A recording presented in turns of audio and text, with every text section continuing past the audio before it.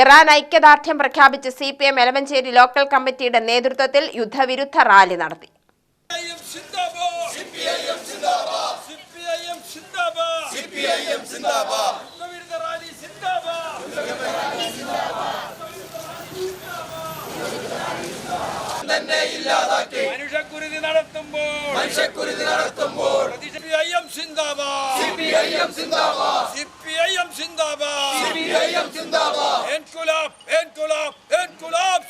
Iran Israel യുദ്ധത്തിന്റെ പശ്ചാത്തലത്തിലാണ് ഇസ്രയേലിനെതിരെ യുദ്ധവിരുദ്ധ rally സംഘടിപ്പിച്ചത്. കരിങ്കുളം ടൗണിൽ നടത്തിയ rally Kollengode area secretary K Preman ഉദ്ഘാടനം ചെയ്തു.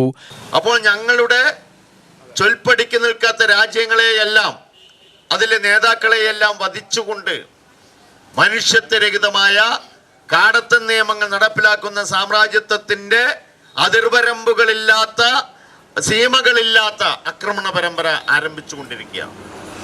ഇസ്രയേൽ പാലസ്തീനെതിരെ നടത്തിക്കൊണ്ടിരിക്കുന്ന മനുഷ്യത്വരഹിതമായ കൂട്ടക്കൊലകൾ 5 പതിറ്റാണ്ടെങ്കിലുമായി കാണും. അവിടെ പാലസ്തീൻ ജനത ജനിച്ച മണ്ണിൽ ജീവിക്കുന്നതിന് വേണ്ടിയുള്ള പോരാട്ടങ്ങൾ നടത്തിക്കൊണ്ടിരിക്കുക.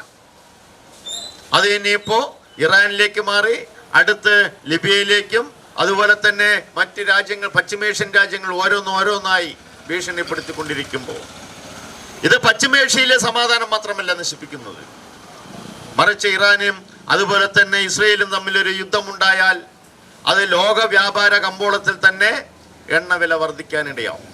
അത് ലോകത്താകമാനമുള്ള ജനങ്ങളുടെ ജീവിതത്തെ വലിയ രീതിയിലാണ് ബാധിക്കാൻ വേണ്ടി പോകുന്നത്. പശ്ചിമേഷ്യയെ കുരുതിക്കളമാക്കുകയും ലോകത്തെ യുദ്ധഭീതിയിലേക്ക് നയിക്കുകയും ചെയ്തിരിക്കുകയാണ് ഇസ്രയേലിന്റെ പ്രവർത്തനമെന്ന് നേതാക്കൾ പറഞ്ഞു.